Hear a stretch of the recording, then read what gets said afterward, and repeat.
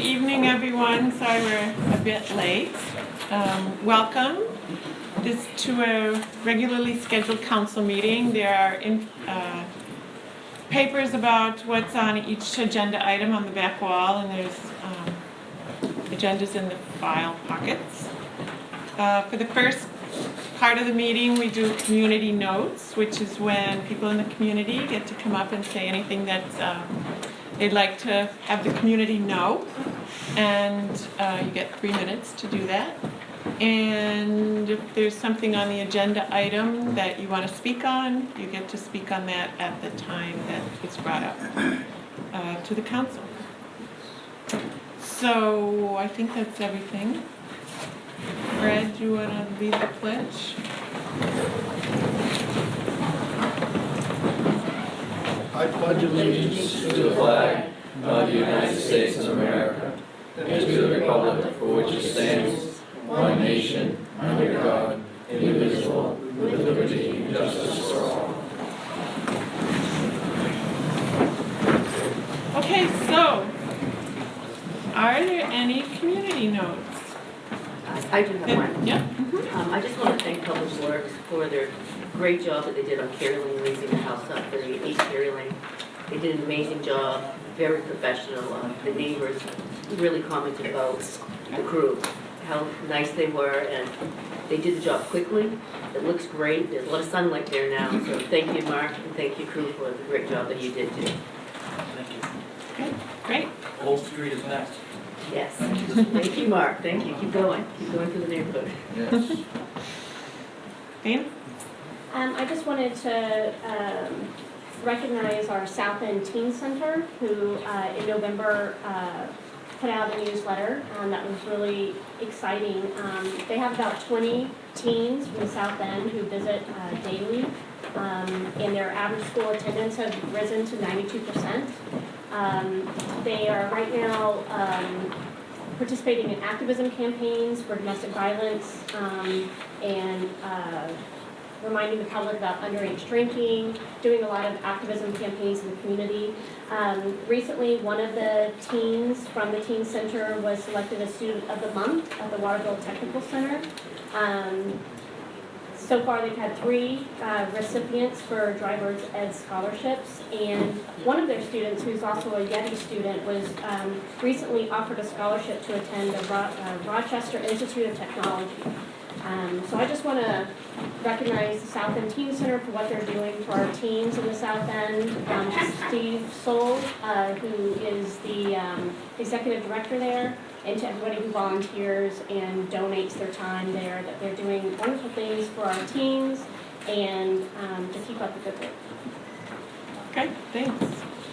Yes, and I'd encourage anybody who hasn't gone down to go down there and take a tour, because there's a lot of good things going on down there.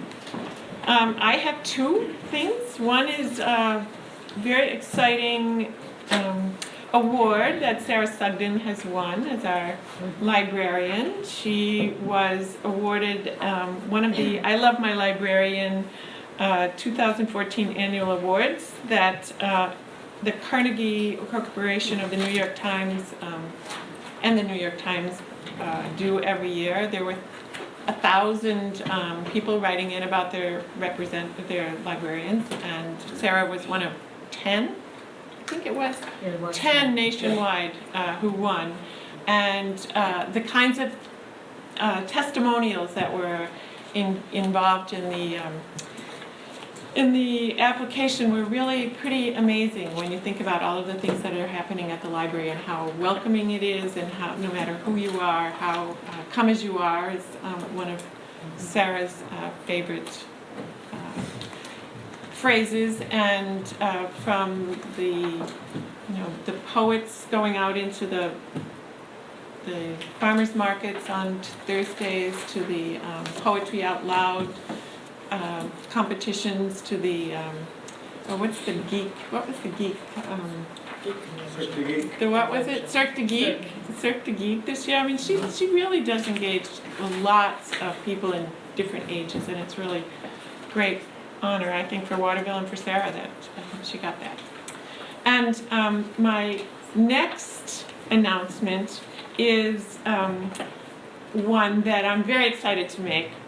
My friend Evan invited me to his birthday party this weekend, but I'm not going to be able to come. And I asked Evan to come and talk a little bit about what he's doing for his birthday, because I was so impressed with the fact that he's going to do that, and I'm sorry that I'm going to be out of state. So Evan, can you come up here? I'm going to come around here. And is this the best microphone for you to hear from? Okay, because I want people who are out there to come stand with me over here, because this is very sensitive. So Evan, can you tell people what your name is, please? Evan Biggie. And where do you go to school? I usually go to Mount Mercy, but these two past years I've been being homeschooled.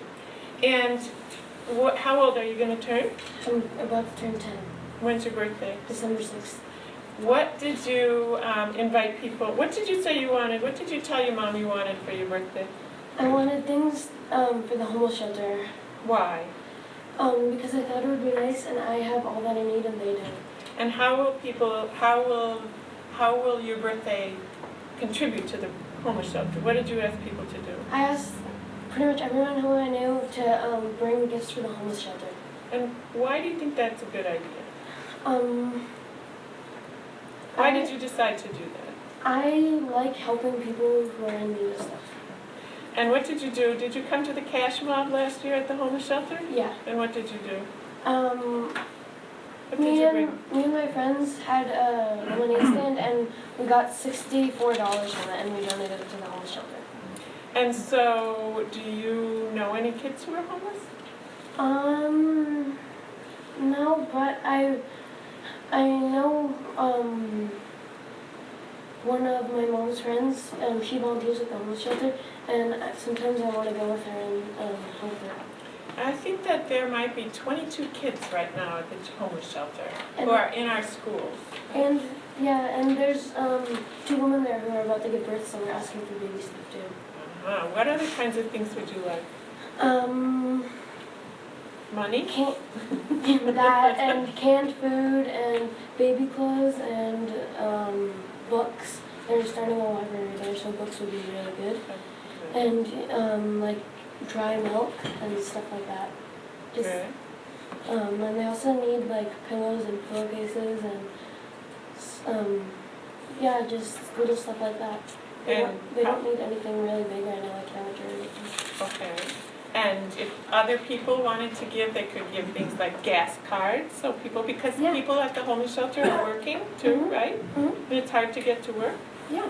So, did you just think up this idea by yourself? Yeah, and my mom helped her think of it too. Well, I just want to tell you how proud of you I am.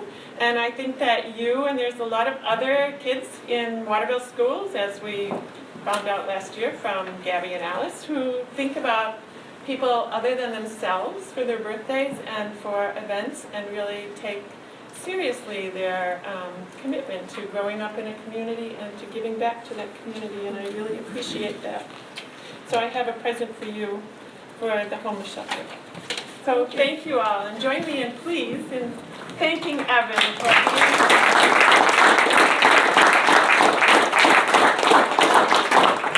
being a great example for all of us, not just for children. And what he told me was, because he was going to be very shy and he didn't want to come, he said, I might come, but if I don't, can you just tell people that no matter who they are, they can make a difference, even if it's only with a smile, right? Did you say that? So thank you, Evan. You've done much more to make a difference than just giving people a smile. Thank you. Thank you. And I hope you have a very happy birthday and a very good year. Thank you. Save me a piece of cake, okay? Yeah. Okay, thanks. Anybody else with community notes? No? Okay, so then, audit review. This is something, of course, we do around this time every year. And our auditor, Christian Smith, is here, along with Aaron. And Christian is going to review for you our finances for the year that ended last June 30. So people need to understand we're on a July 1st to June 30 fiscal year. And the audit that was completed is for that time period, so we're almost halfway into another fiscal year, but this is usually the time every year that we go through the audit that's completed. So I'm going to ask Christian to come up, and then of course we can question him from there. I'm sorry, Christian is with Mac Page, and we've had Mac Page with our audit work for, I think, 4 years now? Somewhere 4 or 5 years. 5?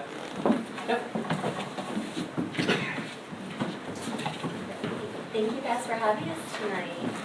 I'm going to do a quick overview, and then Christian will go into more details on the financial statements. An overview of our relationship is that we're independent auditors, and we work for the council. The council hired us, and we work with management to perform the audit. So I just want to give a big thank you to Mike and Chuck and all of their staff putting together a list of items that we need to audit and being helpful and answering all our questions. We report on the financial statements, and we give an opinion as to whether they were prepared in accordance with GAAP, which is generally accepted auditing principle, accounting principles. We assist with the preparation of the financial statements, but they are the responsibility of management. We encountered no issues with accounting policies, no disagreements with management, and no difficulties in performing the audit.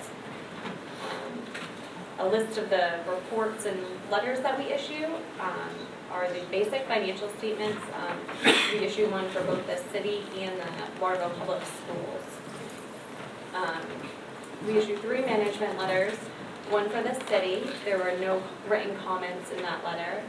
One for the school system, and there were, again, no written comments in that letter. And then one for the library, which is a component unit of the city.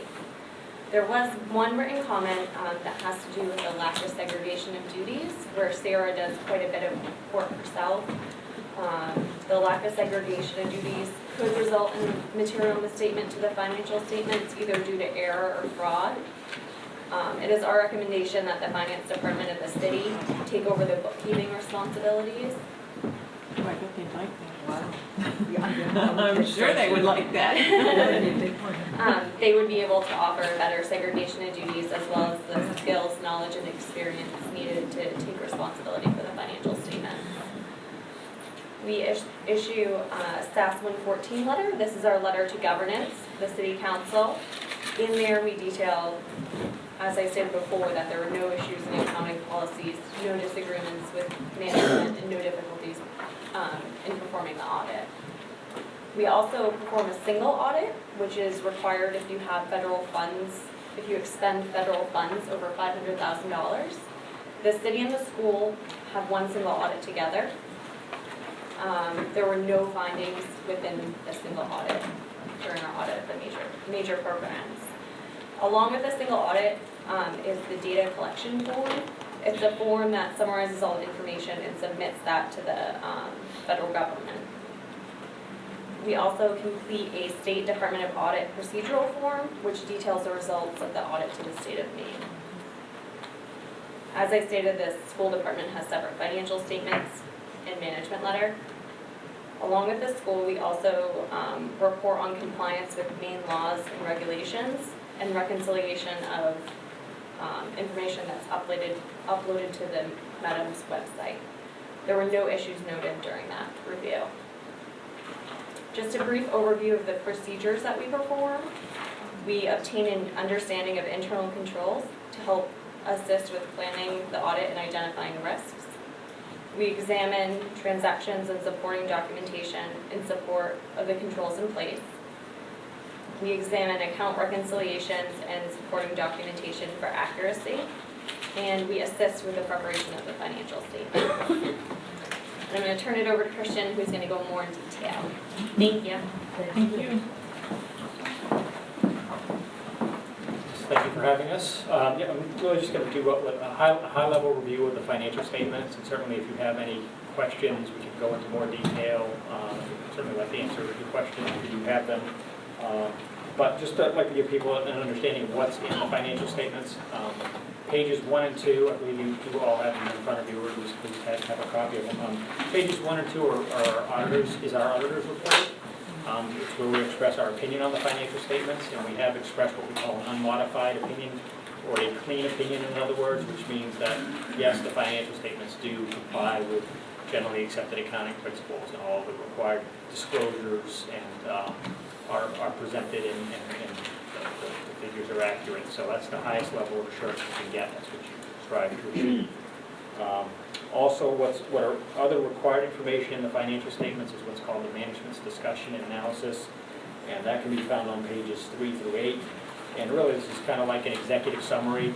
It's really designed more for the, just for the, maybe for someone that's not necessarily a financial person, but you could read these 5 or 6 pages and have a complete understanding as to how the city did, and whether the results improved from this year versus last year, and what the significant items and issues are. So, again, it's kind of like an executive summary that I think helps with the usability of the financial statements. And there is quite a lot of other information in the financial statements, and we'll spend just a little bit more time on the budget to actual. That's generally the page that people are most interested in. But just to make you aware, pages 9 and 10 is one set of accounting, which is we call it the accrual basis of accounting. And so in these financial statements, there's full recognition of the city's capital assets and the depreciated and the debt. So this is kind of presented like on a business model. So this is a required presentation in the financial statements. If you flip back to pages 11 and 12, it's what we call the fund financial statements. And so here, if you're looking at page 11, you'll see the general fund is in one column, other governmental funds are in another column. So we're reporting, this basically mirrors what your internal record looks like. And the page you're probably most interested in is on page 14, which is the budget to actuals. We can talk a little bit about the results for the year. So this presents the budget to actual results for the general fund, which is the only fund that has a legally adopted budget. And so for the year, expenditures exceeded revenues by $897,194. It's actually a favorable result for the year. If you look down, we had planned to use $1,655,027 of fund balance. We actually used significantly less than that. So actually, the results for the year was a positive result of $757,833. And that was attributed to a number of things, including an increase in tax revenue, an increase in license and permits, as well as spending less than originally anticipated was budgeted in certain departments, such as administration and the school department being the most significant too.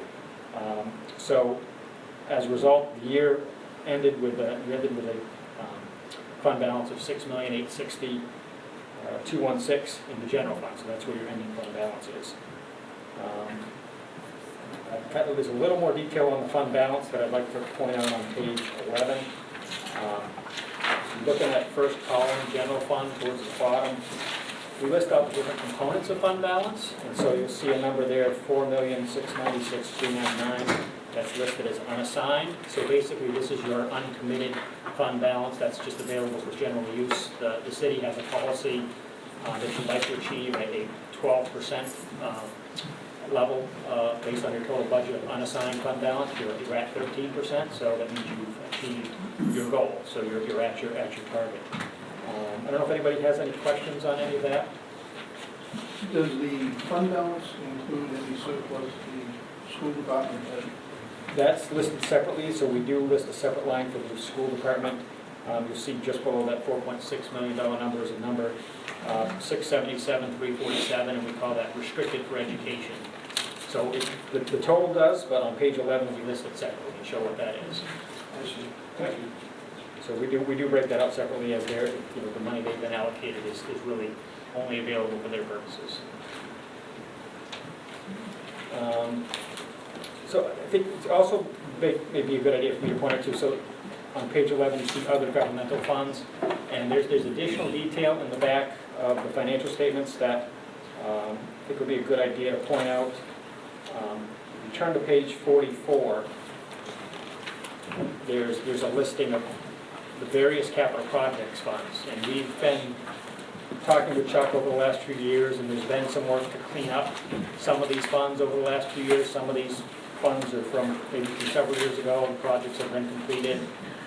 There's a good number of funds on here, probably about 20 or 25 funds. So we've been talking with Chuck and Mike as well about, be a good idea to kind of work and take some action just to clean up some of these funds and consolidate them if there aren't future uses of these monies, or to just kind of review them and just decide what's left and what can be done with the funds that are in here.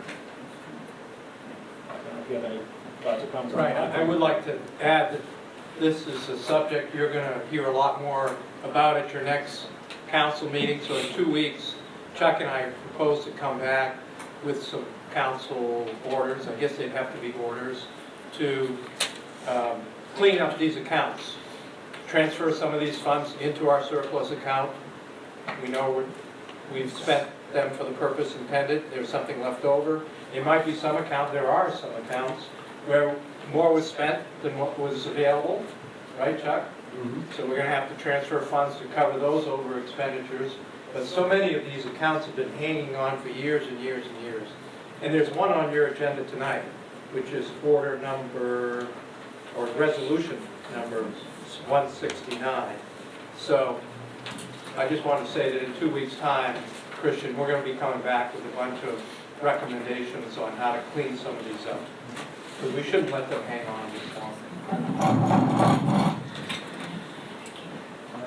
There's additional information in the financial statements. Of course, there's quite a number of pages of footnotes that include disclosures about your composition of cash and investments, your long-term debt maturities, as well as the retirement and pension systems that the city's involved with. So I don't know if anybody has any other specific questions, or would like to go into any more detail on anything with regard to the audit in general or the financial statements. We do have. I'm going to spend a few minutes on the school department as well. I think there's representatives from the school department in the audience as well, and wanted to cover that audit as well briefly. Just real briefly with the school department financial statements.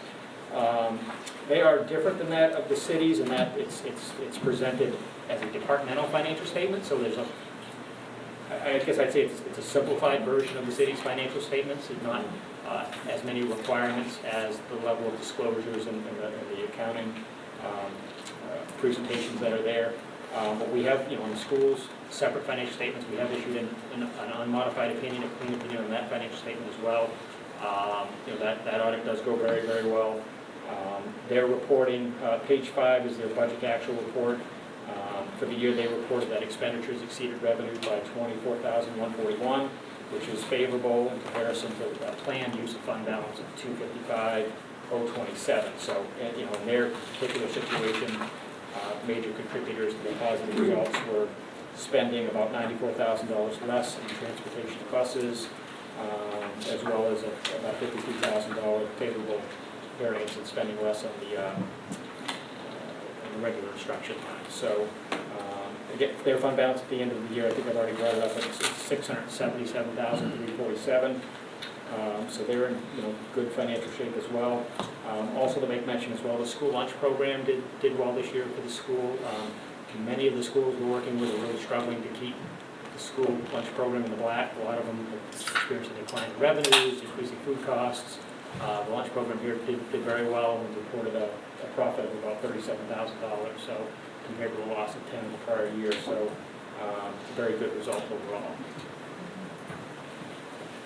Does that include federal subsidies for the food? Yes. Is that Yeah. what it is? That's probably why it's so much, because we have such a high percentage. Very heavily subsidized. All the school programs we work with, they lose money from operations and then they're subsidized by the federal and state government. That's typical. Yes. The last thing I want to make mention of, which I did make mention of last year as well, so something that is significant and will be new for next year is the accounting standards are changing with respect to pensions, and the Maine Public Employees Retirement System are working on gathering numbers for every town, school district, special purpose government in the state that participates in the program to give you information with regard to what your pension liability is. So that's a number that's going to show up on your full accrual financial statements next year. It'll be front and center. There's probably going to be about 3 to 4 pages of footnotes on this that are required by this new standard. The idea is that they want to get, the value or the cost of future retirements front and center on the financial statement, so people will look at them and address them and consider, just consider that as part for future planning. It doesn't result in any requirement to fund it per se, but it's just really providing some more information that's front and center, so everybody can be aware of what that number is. And it's going to be a pretty big number. I don't know what the city's number is here, but overall it'll be a pretty good sized number. Yeah, didn't we just have to take on the teacher retirement, half the teacher retirement Yes, expenses in this last year? right, some additional, right. Yes. Half, I The think you're right. state gave up half of their, Yeah, that was a change, and that's all in part as a result of the change in the accounting rules with respect to this. It's all tied in.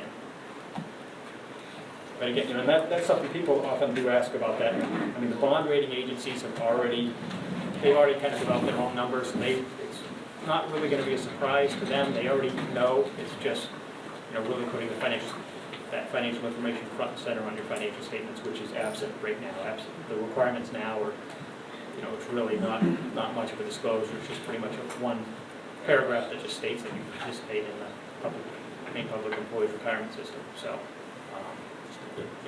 changing requirements. any questions or? I have one, but go ahead. What were you going to say? Oh, thank you. Well, one of the things that Chuck and I talked to Christian about is our debt service. We're talking about borrowing money. How does our debt level compare to other communities our size? Are we about average? Are we high? Are we low? I think it's an important thing to know. Christian reminded us that there are just so many variables between communities. It's sometimes hard to make an apple-to-apple comparison. But in terms of what you've seen other communities you audit and their debt service compared to what we have, do you have any general comments? Yeah, I mean, I don't think it's high. I mean, it is all over the place. I mean, there's one, a couple of communities that we work with, their total bond debt is in excess, exceeds their annual budget in the general fund. So I've been kind of using that as a litmus test. So you're not, you're at, let's see, I think you're at basically, your total debt service is about 25 million and your total budget is 37 million. So you're at about 2/3. So I kind of look at that as one way to look at it. If you're not over 1, you probably don't have, I wouldn't say that you have a lot of debt, and so you're certainly under 1.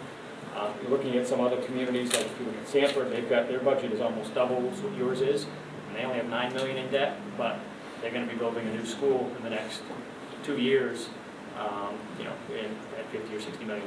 So their picture's going to change. It all depends on a lot of things, really. And I wrote down 7 or 8 different towns, and it's really kind of all over the place. But I think as a rule of thumb, I mean, you're allowed statutorily, you can raise your debt up to 15% of your valuation, which is $94 million. So you're nowhere near that number. So that's definitely a good thing. We did survey 5 other communities, or 4 other communities. And so when we get to this discussion later on the agenda tonight on the bond issue, we can tell you what the debt service, our debt service is compared to, you mentioned Sanford, Saco, Wyndham, some of those, and try to get an idea of just where we stand. So, thank you. And I can kind of email you what I have for summary information too as well. Some of the other communities. So. Good. The council heard this earlier, but for the rest of the audience, do you have any recommendations on how much surplus, what percentage of surplus we should be sort of? Right, yeah, I mean, I think you're right in the middle of where you should be. The rule of thumb is, what the bond rating agencies like to see is at least 1 month's worth in unassigned, so they say between 1 and 2 months, so that would be 8 to 16%, and you're at 12%. I made a note of that as well, and the ones we work with and some other ones that I checked that we don't work with that are similar in size are as low as 8.5%. And I think this one is obviously they managed it exactly at 8.5%. I think it's not a coincidence. There's a couple that are in the 19 to 20%, but overall it's really there's a 10, 11, 13, it's probably more between 10 and 15% is probably the norm. So, and that's where you're at for the unassigned fund balance. So. My only other question, and this is more for anybody who's looking at this and seeing that the mayor has an expense of $20,135. Can we just clarify that that's the That's 3 or 4 different accounts. So Yeah. correct. It is not You got a just, raise? No, $5,000 is what the mayor's getting. That's all. I just want to make sure. Does that probably also includes the council, right? That's right. That amount. all the fees, that's right, associated with council meetings are all in that. Videoing the meeting, that's in there. Yep. So. And that page 14 is, for me, the first page that I always go to when the audit comes in, is looking at what was budgeted and what did we actually spend. Account by account by account by account. And that's for me, one of, probably the most important thing. Because that gives you a good idea on the performance budget-wise. You can see that we took in, the revenues, $400,000 more than what we budgeted, and we spent $313,000 less than what was budgeted for expenditures. So we came out on the plus side on both those, which helped to reduce the amount of surplus that we thought we'd have to use. We budgeted 1.4 million, I think, and we only used 850, so that was a help. And that's been fairly typical, right, Mike? I mean, We haven't used all of our surplus budgeted for 3 or 4 years in a row now. so the reality is, I mean, when you talk about our fund balance, that's saying that we committed 1.4 million to this current year's budget, but the reality is we're probably only gonna dip into that, half of that, Well, we hope to do depending on that, the winter. not, if not a little bit more. In this current fiscal year, of course, as we said earlier, depends on what kind of winter we have.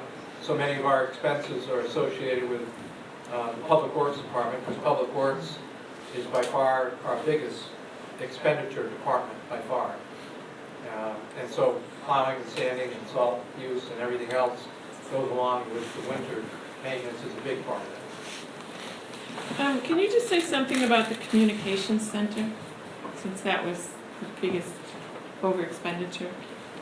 The costs that are, do we do that for?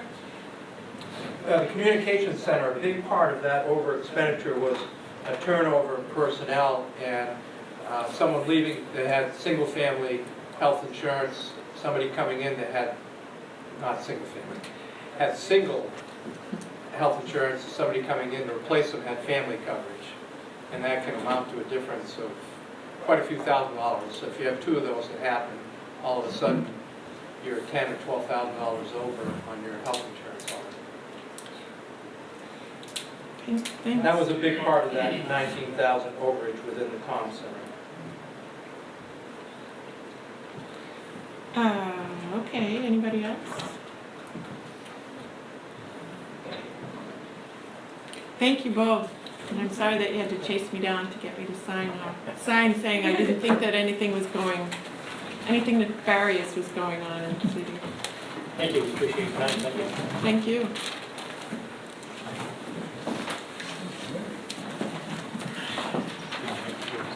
All right, so, we're way back to the top. Approval, can I get a motion for approval of the consent agenda?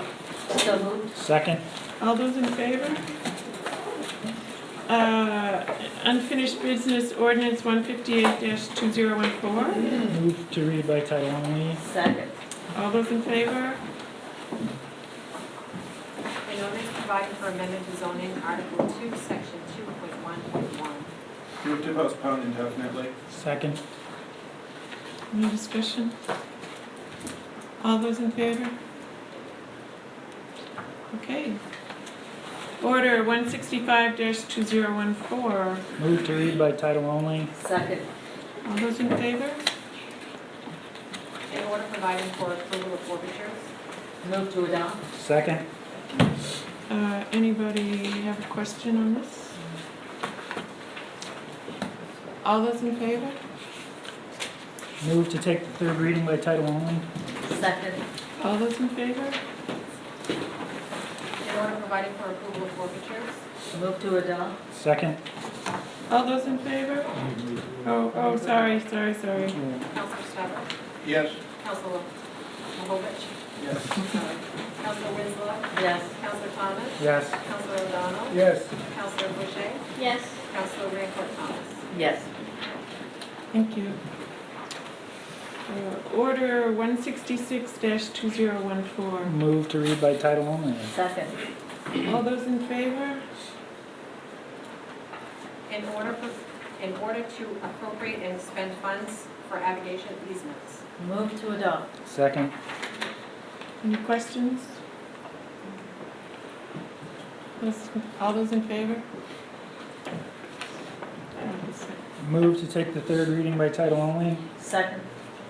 All those in favor? In order to appropriate and expend funds for abrogation easements. Move to adopt. Second. Questions?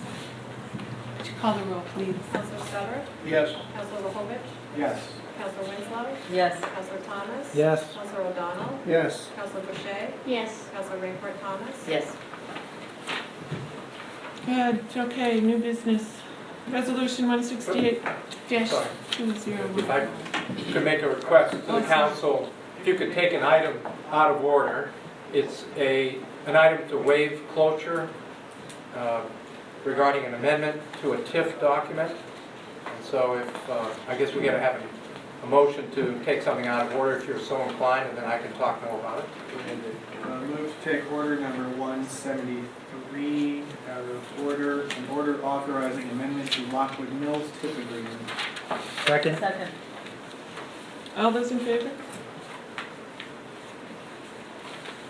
Okay, All right. so now 172, It's a two-sided document that Councilor Lee passed out, City Solicitor Lee passed out earlier. And this is a very sudden thing that came up regarding the Hathaway complex. And they are going through a refinancing for the building. And before the refinancing can be completed, the bank is demanding that the TIF agreement, specifically the credit enhancement agreement the city has with Hathaway, be amended. And that amendment would separate out the requirement that the taxes be paid on all of the properties before the TIF reimbursement happens from the city back to Hathaway. So if you remember a TIF, many of them have two pieces. One is the development program, which is approved by the council and the state. And then the second piece is what's called the credit enhancement agreement. Not all TIFs have credit enhancement agreements. Hathaway does, where the owners, the developers pay their taxes, and in return, the city in return reimburses some of their tax money out in prescribed amounts over a 15-year period. I think it's 15 years, or maybe it's longer, but anyway, we pay some of those taxes back. So in this case, with Hathaway complex, there are 3 buildings. And in order for the city to reimburse the Hathaway owners, the taxes have to be paid on all 3 buildings. And the bank that's doing the refinancing for the main Hathaway building is saying, we don't want the other 2 buildings, which are essentially vacant. The old CMP building has some uses in it, but the Martin's building does not. CMP building is not used anywhere near like the Hathaway building is. So at present, the city is, through the credit enhancement agreement, allowed to withhold any payment back if taxes are not paid on all 3 properties. And Those 3 buildings now have technically different ownership groups, right, Mike? that's happening, right. And we'll have to come back to you in January with an amendment to the TIF to separate those buildings out. That hasn't been completed yet, but that's going to be the next step, because there is going to be an ownership split. And so the Hathaway will remain under one ownership, and Martin's and CMP buildings will be in a different one. So right now, it's very, very important that Hathaway be able to refinance the main building.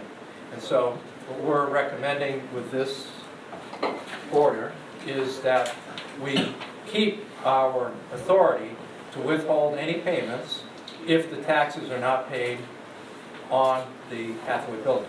The other two buildings are separate, and if taxes are not paid on those, then we would not withhold reimbursement on just the Hathaway building itself. So are we essentially eventually splitting this into two different TIFs?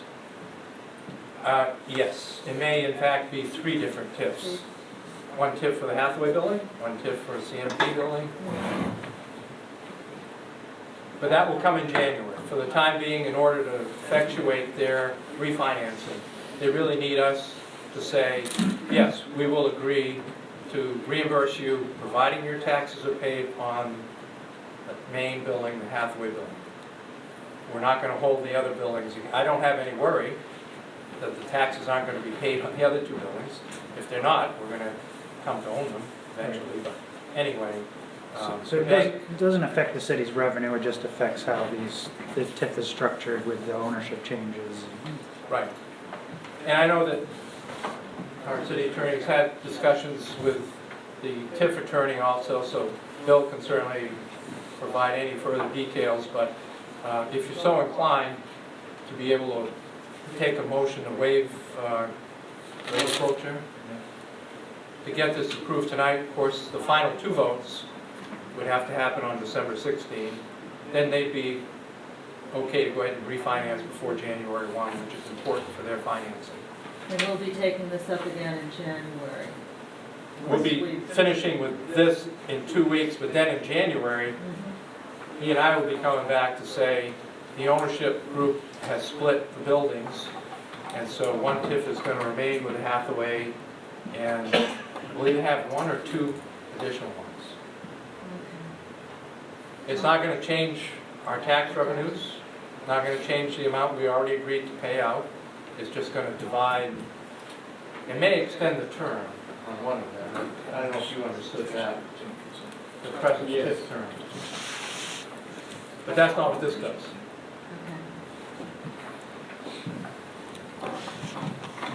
So you asked, we already waived cloture, we already took a... No, you took it out of order. Oh, sorry. Okay, yes. Move to waive cloture to adopt order number 173-2014. Second? All those in favor?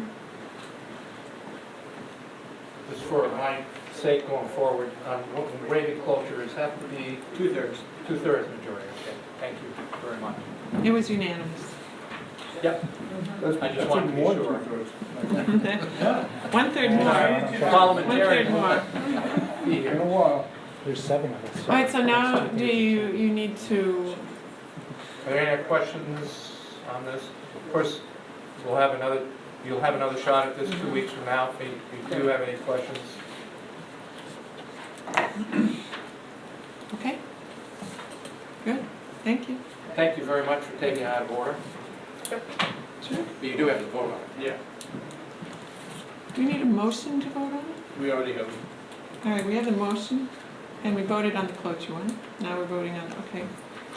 So, any last questions besides my own? So does somebody have to move to adopt this? Yes. So move to adopt. Second. All those in favor?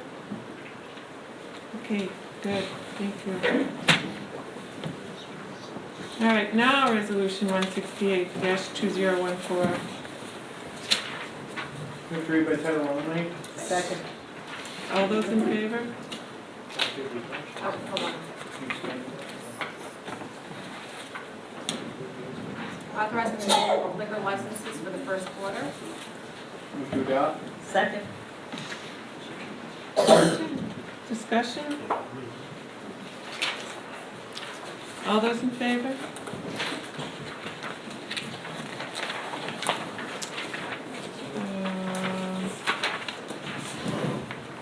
Resolution 169-2014.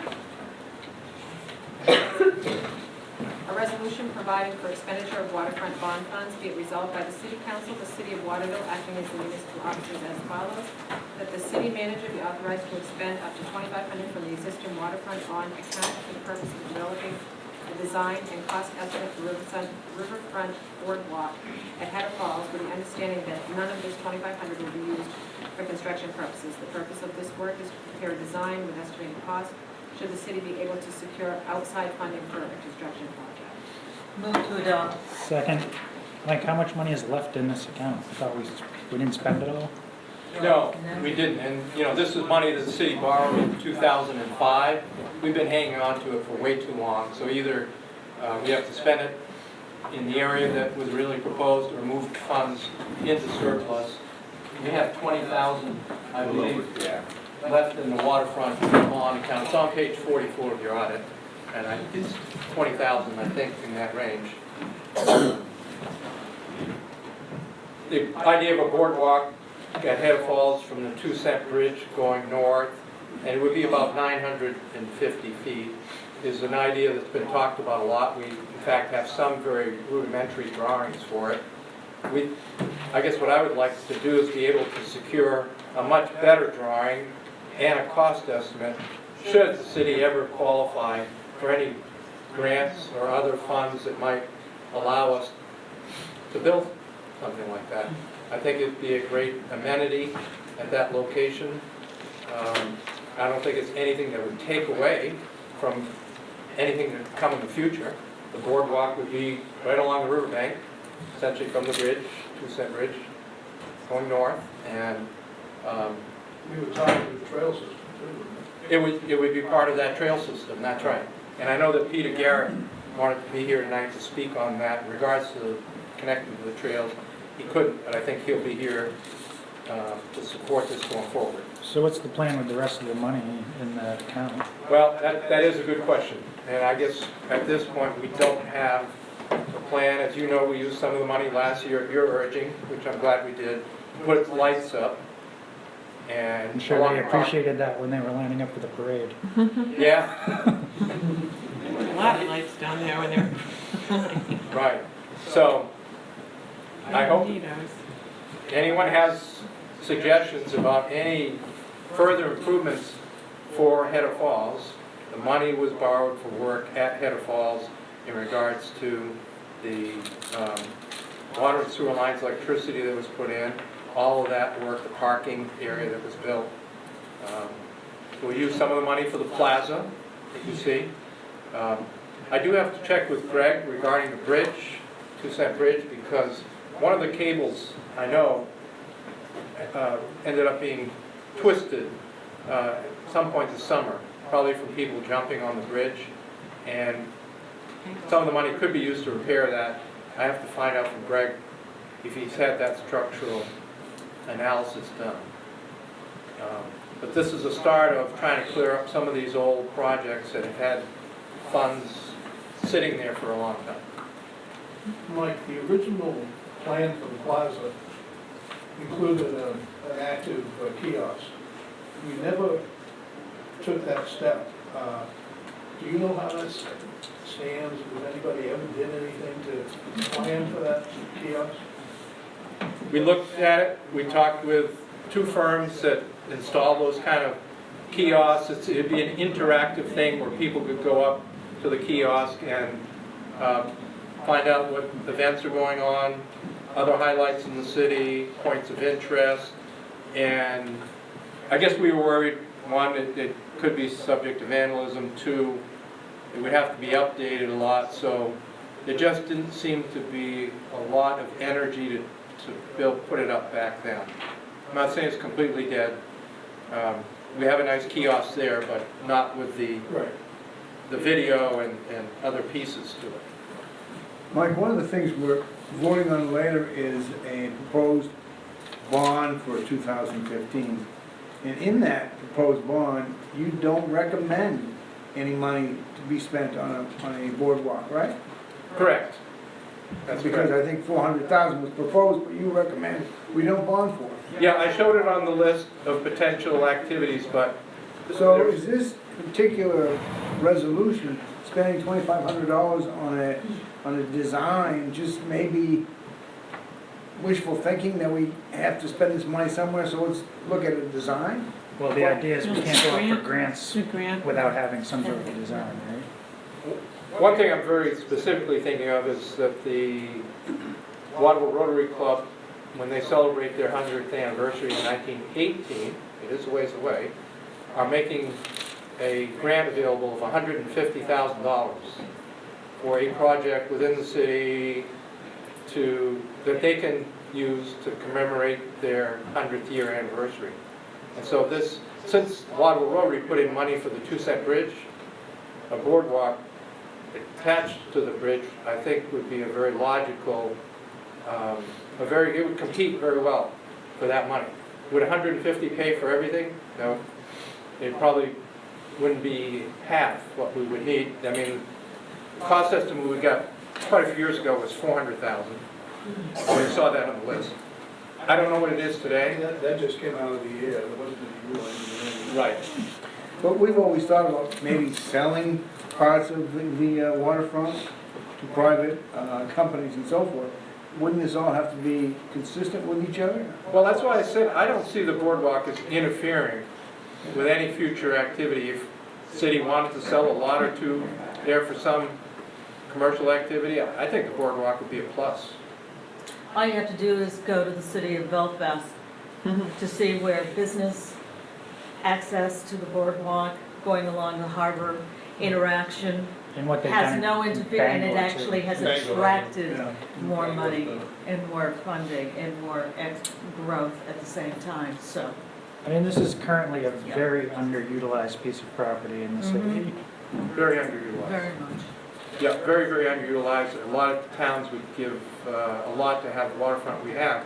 But is $400,000 of our tax money the highest and best use at this point? No, I don't think it is, which is why I didn't include it in the bond proposed. But if we had a design and a cost estimate, it would allow us to hopefully attract. I have to say though, if I were the Waterville Rotary Club, I'd be looking for something a little more permanent to be necessary by 100th anniversary. Maybe. Yeah, I mean, they could be looking for a building to be able to have their name on. But there's We're not other gonna get a funds lot that of come building for available. $150,000. I mean, the money that was used to build the plaza that's down there was a CDBG. Right. That's right. We've already had, that's right, 2 grants actually for the Head of Falls. CDBG and then an earlier grant in 2004, which I forget the name of, but it helped to put in water, sewer, electricity. So what is the next step? I mean, this is $2,500, but the rest of the money in there, if we wanted to move it over to surplus or something, I mean, what is the next step? Does that happen now? Is there a deadline that needs to happen, or can it just sit in there forever? It could stay in there forever, but of course we don't want to do that. So I would think in the next month or 2, we'd come back and say, here's what's left in the I thought there was a waterfront bond. limit on the number of years. Move it into surplus. Mike, I thought there was a limit on the number of years or the percentage of the bond that you could just have floating out there. Like, don't you have to clean it up at some point? Yeah, that's why we're doing this. Yeah, usually, was it 5%? Yeah, I mean, if you're under the 5%, then you're not in trouble over that, but I think they just try to keep you from bonding a bunch of money and then not spending it, and then using it for So other this, purposes. So, yeah, this amount that's left is way below the 5%. It's a small enough amount that it's not on anybody's radar for that.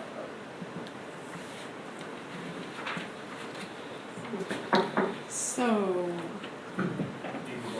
yeah, somebody's passing. Mike, is there some way to stop the cold air that's coming? Coming in. Yeah, Okay. thank you. All those in favor? Great, thank you. Resolution 170-2014. Thank you, Mike. A resolution providing for abatement of personal property taxes, be it resolved by the City Council of the City of Waterville, acting as municipal officers as follows. That it has been determined that the attached listing of personal property taxes has been deemed to be uncollectible for various reasons. Now therefore be it resolved that the City Council hereby abates all personal property taxes together with all outstanding interest in the amount of $20,877.65 as shown on the attached. Move to adopt. Second.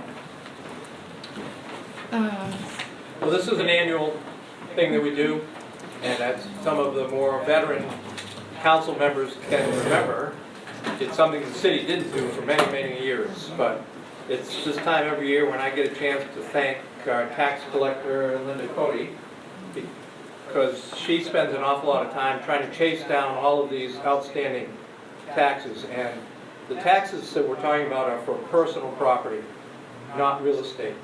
So it's things like desks, computers, tables, other things that are mobile, can be moved, either commercial, personal property, or can be residential use also. Although it's always, if it's residential, it's associated with a business function. Anyway, what you see in front of you, what you had in your package, is a list of all of those. And we did go through all of these also with Bill Lee. I know Bill left, but he would tell you that we went down through these and actually removed a couple at his urging to try to see if we could do something more to collect. So Linda and I are available to ask any questions, answer any questions. Yes? You know what I'm looking at is Pad Thai. Yeah. They're still in business, they're just across town. This is the College Avenue Pad Thai. They moved all their equipment over to Kennedy Memorial Drive, and it didn't stop the personal property taxes on College Avenue. Because what you're saying is that the equipment wasn't in the building anymore, and we just accidentally kept billing. Correct. Okay. But they were paying at their other location. Yep. Yeah, they're definitely paying at their other location, and they didn't let us know that they had moved, so we billed them in error. Okay. Yep. I have to say, I'm not missing the treasures of the flesh. Right. I'm kind of glad they're out of business. You what? Okay. You never Okay. know. So, any questions? Thank you, Linda. Now, there's another Yes? list that she has that's even longer than this one, that she's still working on. And we may have to come back, well, we probably will have to come back on some of those that she's not successful in getting payment on. But these are the ones that at this point we have to say. So we've just decided we can't collect and it's worth more, it's gonna cost us more to chase them down than anything we'll ever get out of them. That's why we had Bill Lee in, saying, what if we want to try to collect $26.53 through small claims? Does that make any sense? No, it doesn't. Okay. There's an $11,000 one from Okay. Atkins. Well, let's talk about that for a minute. Right. Okay. Atkins went out of business in May 2013, 12? Didn't somebody buy the business? 2012. Right. And so taxes are assessed April 1st of every year. 1 month later, they're gone. Essentially, 1 month and a half later, they're gone. So, and they're out of business. So what we're talking about is 1 month or so of a tax year. They paid the prior year. But somebody bought the business, didn't they, Nick? Right, but some of the equipment went here, and some went there. And so they bought the business, but they didn't buy all the equipment. Yeah, basically what happens is, because I know how that deal went down, is somebody bought the business, kept the name, kept 2 of the people on staff so they can keep saying they were union, and then they sold everything. So that, I mean, everything was gonzo, and I don't even know how anything would still be there in 14. That's pretty well correct, right? Yeah. This is one that Bill Lee questioned us on. Obviously, the amount, 11,000, is a lot. They paid the entire year before. This is 1 month worth of a tax year, so. And it was a corporation, wasn't it? It's not like the owners were personally liable, right? Yes, right. Right? I don't, Not sure of that. I don't know.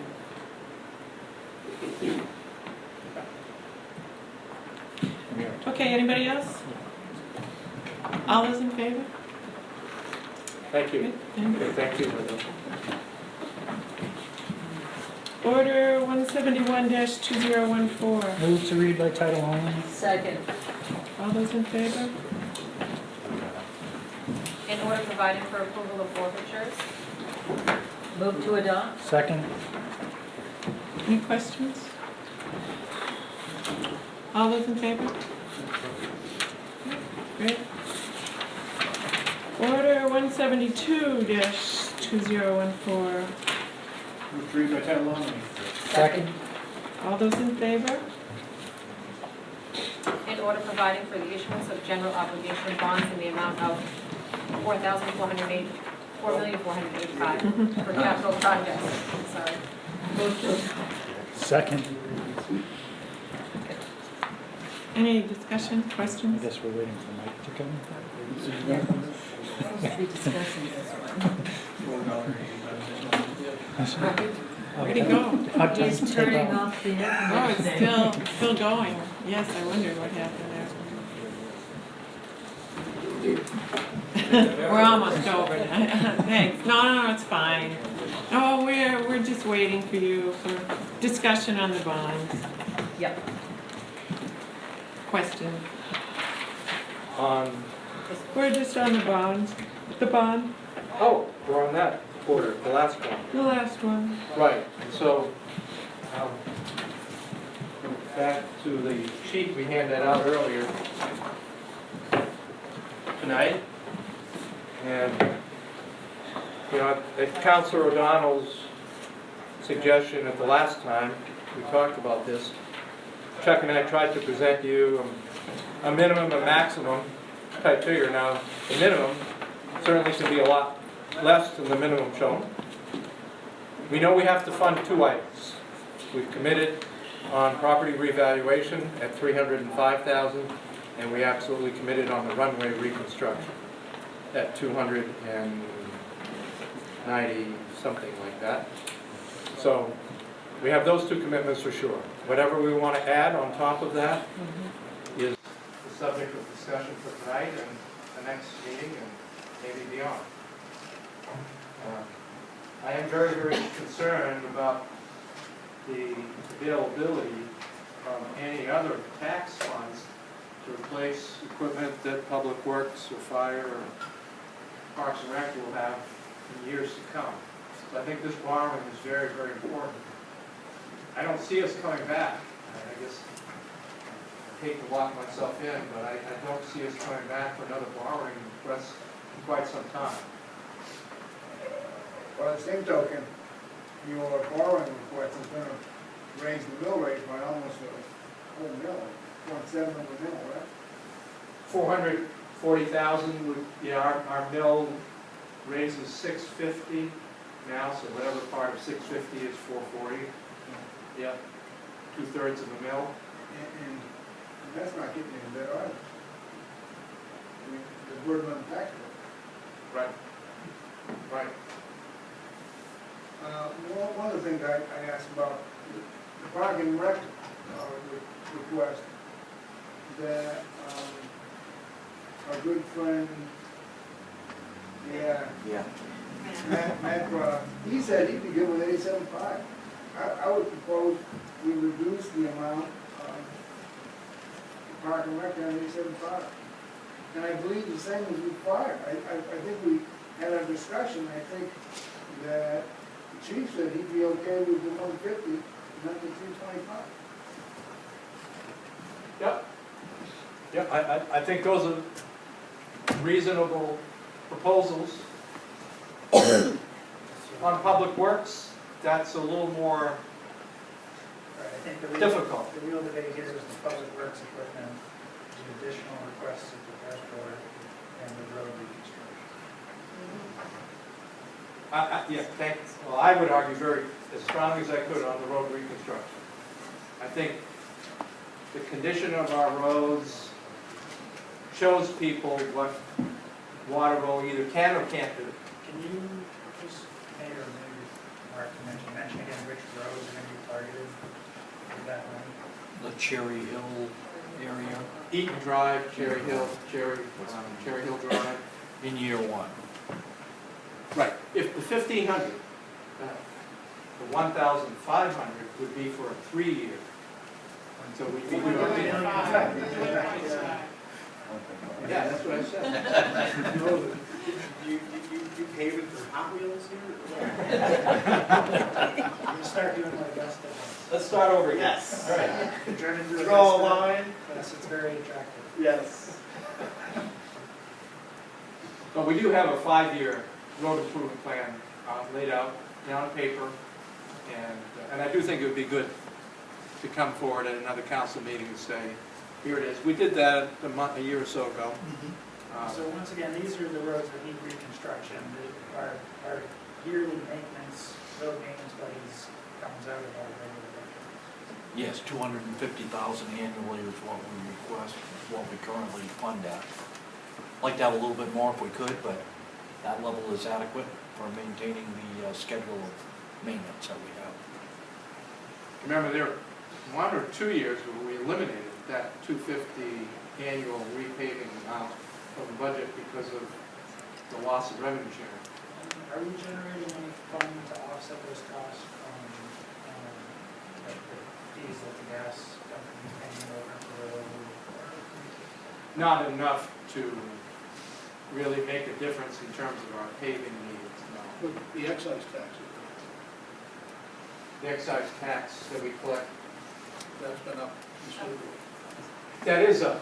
That's one of our few revenue sources that's been up. I don't know if I'd say considerably, but it certainly is better than it was 2 years ago. Yep. Excise, vehicle excise. I mean, really our 2 biggest revenue sources, not including property tax revenue, our 2 biggest revenue sources were state revenue sharing, vehicle excise. What about the city hall roof one?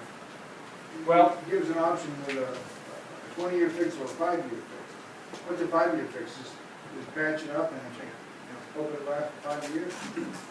that's basically it. Hope it lasts 5 years. We did a $2,500 fix this fall, and Greg was thinking that if we want to spend $25,000, we can get the roof to a point where 5 to 10 years worth. But eventually, obviously, it's got to have the $125,000 fix eventually. So we could buy a few more years and reduce that 125 to 25, and do an adequate job of stabilizing it. I think if you were looking to save some funds, that amount could be reduced to 25 from 125. Will we have 100,000 5 years from now to fix it? Carl Beck looked at it, though, and he said it would survive with just a Yes. temporary. Yep, we had at least three different roofers up there. Right. So we know the 125 is a good estimate for replacement, but we also know that if we want to do a $25,000 fix, that's adequate, and will buy us some time. And it may buy us as much as 5 to 10 years. Mike, I just think we need to be very careful with this budget, even raising it a mill. People are still a little touchy about the paved road program. And if we ask them again, this is our wish list for the taxpayers. And we may have to raise your mill rate again. I think you're going to have a lot of really unhappy taxpayers. We have to be extremely careful for what we ask for. So we have to improve it with this. We may not want to be, but I just feel that people are going to be really, really angry if we start raising them again. We have to be very, very careful. It's difficult, I agree, because we haven't gotten into our budget discussion yet. So we don't know what our budget picture really is going to look like for next year. We have an idea, especially if the governor and legislature are determined to continue reducing our revenue sharing, then we have an idea it's going to be as bad as you just described. So this is early on in the budget time, but it's really at this point we have to do it. Our job is to basically let you, the decision makers, know what you have for equipment, what kind of condition it's in, and when we think it should be replaced. And Well, another consideration has to go into that is that people expect values from the tax dollars they're already spending. And if the equipment that we use to plow roads, to put in sidewalks, to do all the things that Public Works does is constantly broken, I remember last year the sidewalks went weeks without being cleared. You know, I think it's even more irritating if you're spending the money and you're not getting the services that you're paying for because the equipment's working. You know, and I guess it's sort of chicken and egg thing at some point. Well, I think it's also, it's a misnomer to say it's a wish list. I mean, really, these aren't wish lists. No, it's not a wish These are No, no, I'm not saying which is what I'm saying, what's gonna happen is people have said, when we talked about taxing the nonprofits, the colleges, this is where it's gonna come in. They get the same services, but yet they're not contributing to the city. That's what I'm trying to say. You know, people are gonna say, wait a minute, the taxpayers, we have the burden, please no. And right now, evidently, locations line up, but we have to turn to other revenues. Well, I would also say that the nonprofits actually do help the city, and it is not in the city's purview to be able to just tax the nonprofits. So I think it's really incumbent on the council to be clear and correct in what they're offering as options. But all I would say is it's not a wish list, and I don't think we should refer to it as a wish list, because people do wish that there were no potholes, but that's what's going to happen if some of these roads aren't taken care of. They do want the streets swept, and they do want the sidewalks I swept. look at the taxes that we collect on Jefferson Terrace and these places pay, and I've been waiting for years and years and years for the roads to be repaired. Yeah, the 1.5 million would be an easy item to reduce that total, but I certainly hope we don't do that. The airport road traffic signal was a signal we talked about recently at a meeting where Charlie Yes, brought up, okay. that traffic signal, and I neglected to let the people, the businesses on the airport road know that this is coming up tonight. I'm going to make sure I do that for your next meeting, because I think there were 6 different businesses that have submitted in writing to us a request to put a traffic signal at the end of the airport. That's going to make a lot of people unhappy. People that are going to Oakland, or coming from Oakland to Waterville, now are going to have one additional light to stop.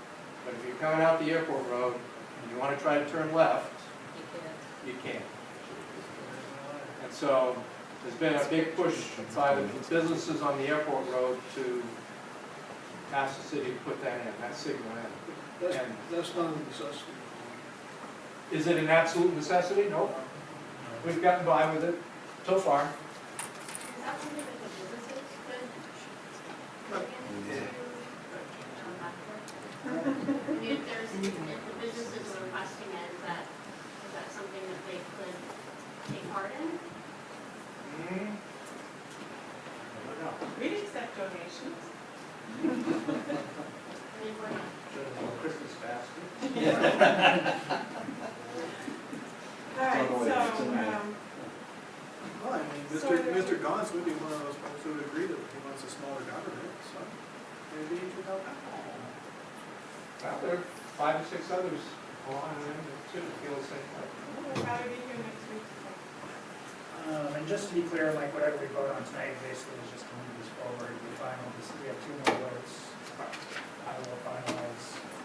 Right. I mean, I'd like to see Public Works prioritize the other, like the stuff that's not included in the minimum here. Can we prioritize those other pieces of equipment? Or is that basically? It's all priority items in our view. Right, but if you ended up without something. So if you said we're only going to fund 1 year's worth, what are those items you'd have in the first? Are they the items you have Year already? 1 is priority. Already done that. If you had 2 years' worth, what would those items be? You've already Same So setting. in terms of priority, it was in the order that. Yes, that in by year one. year by year, yes, Yeah. yes. And by year 3, we'd be trying to figure out some of the. Right. So Yeah. we'd be pulling it out of our taxes. Trying to pay for it, yeah. It's not even bond. Okay, so are you ready to go? Right, if you could take a vote tonight to just move it along, and then, of course, the number, whatever you approve tonight, is subject to change at your next meeting. Well, so it almost seems like we should have another workshop on this before the next meeting. That's fine. To really finalize the list, so we don't have to, I mean, otherwise we'll be talking about it for an hour. When do you need this? We don't need this by any certain date. I mean, we're hoping in February, like we did last time, to do it then. So we've got December, we've got some of January. I think the idea of a workshop is good if people want to meet again prior to a meeting or any other time. I just would hate to get too far along in this, and then we have 2 counselors stepping off, 2 new counselors coming on, a new mayor coming on, and then, making sure that we don't start all over again. Right? Yeah, that was a question that we wrestled with, was the Right. timing. Right, the new people coming on, but you folks know those departments better than anyone else. And so there was the argument that you're as good a judge as anyone about what is needed and what can wait. And I made sure that our mayor-elect and the councilors-elect got notice of the meeting and what was being discussed in terms of who's. So we're at your disposal in terms of timing. Yeah. Come right up. Say your name, please. Do you live in Waterville? I make this road in Waterville. Yeah, I agree with Eric. 1 hour workshop for over $4 million expending with very little realistic view of how that's really going to affect the mill rate, because that's not even taken into production with next year's budget. It seems a little rushed to just try to cram this through because we were just asked to tonight, so just take a vote, stamp it, let's move on, and hope that at the next meeting there's more discussion and that things can change. But why don't those details get hammered out before, like at another workshop, before you vote on it and say this is the approval for the full amount. And maybe the full amount needs to be spent. It might.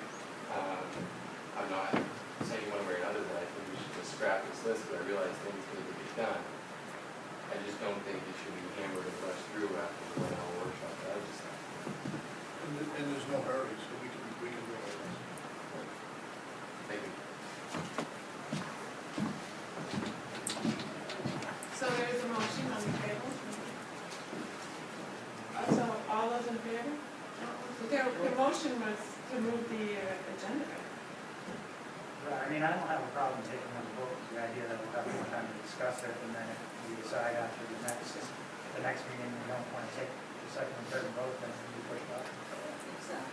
But I mean, we might as well, we're going to bond. We're going to bond on something. We might as well vote once tonight, and then try course of action. Well, I would move to amend our bonding request from 4,485 down to 4.1 million, because eliminating the park and rec, or getting park and rec down to 87.5, getting the fire department down to 150,000, which is what Dave said he would use, and getting the 5 and 10 year fix in the city hall is going to save us $400 grand. They accepted that.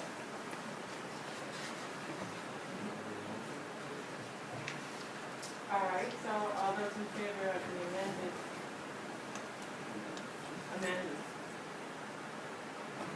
again, not in favor. Abstaining. So then I would move the order as amended. Second. Got it? Okay. And all of those in favor of the amended amount? Opposed? Abstaining? Okay, good, great, thank you. Can we do that under a new charter? Do you want to have a, Yes. Yes. do you want to have a workshop next time for the meeting? I think we should have another workshop.